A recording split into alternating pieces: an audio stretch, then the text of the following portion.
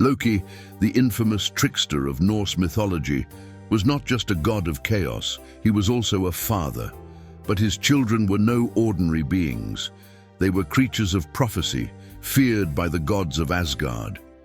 Odin, seeing their fates intertwined with Ragnarok, made a terrible choice. Instead of raising them, he abandoned, imprisoned, and cast them away. This is the tragic tale of the children of Loki, Fenrir, Jörmungandr, and Hel. Fenrir, the great wolf, was the most feared. He grew at an alarming rate, his strength unmatched. The gods, terrified of his power, attempted to raise him in Asgard, but their fear deepened with each passing day. Odin, knowing Fenrir was destined to kill him during Ragnarok, decided to act. The gods tricked the wolf into being bound with a magical chain forged by the dwarves. But Fenrir sensed their deception. He demanded one of them place their hand in his mouth as a sign of trust. The brave Tyr stepped forward, sacrificing his hand when the wolf realized the betrayal. Bound and unable to break free, Fenrir let out a howl of rage. The gods ignored his suffering, leaving him to wait for the day his chains would shatter and his revenge would begin. Jörmungandr, the world serpent, was cast away the moment he was born. The gods, horrified by the monstrous snake, hurled him into the sea, hoping to rid themselves of him forever. But Jörmungandr did not die. Instead, he grew, expanding until he encircled the entire world. His own tail gripped in his fanged jaws. He became a force beyond the gods' control.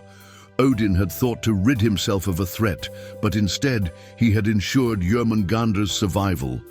In Ragnarok, the serpent would rise from the depths to face Thor in their destined battle. One neither would survive. Hel, unlike her brothers, was not feared for her strength, but was instead cast away due to her very nature. Half living, half dead, she was sent to rule over Helheim, the realm of the dishonored dead. This was no gift, it was exile.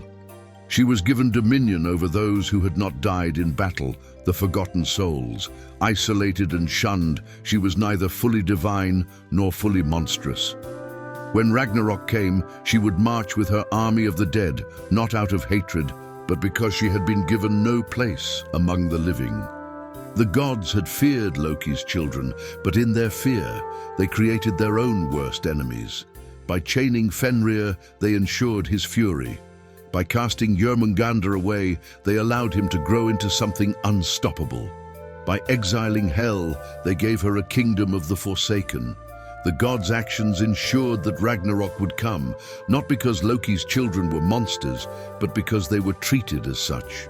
In the end, they were not villains by nature, but victims of prophecy and fear. The gods, in trying to prevent their doom, only sealed their fate. And when the final battle arrived, Loki's children would rise, not as the destroyers they were feared to be, but as the forsaken souls who had finally come to claim their vengeance.